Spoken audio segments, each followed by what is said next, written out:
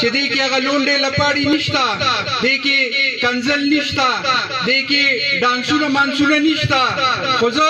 یوه خبره کوم، دا کم مشران کم خلک چې ناست دي دا د خپلو خاندانونو مشران دي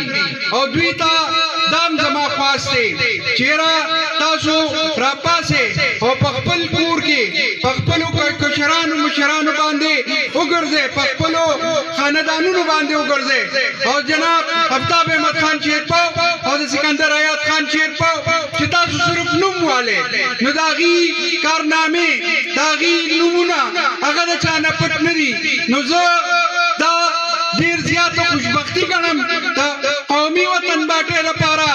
د قومي وطن پارټۍ پرچم دپاره چې نن موږ سره داسې یو خاندان داسې یو وروڼه ملګري شو چې انشاءالله دا یونین کونسل او دا پولنګ سټیشن دا به موږ نه انشاءالله د نن نه پس څوک نه کوي. دا خپل ټایم چې کوم دی دا به زه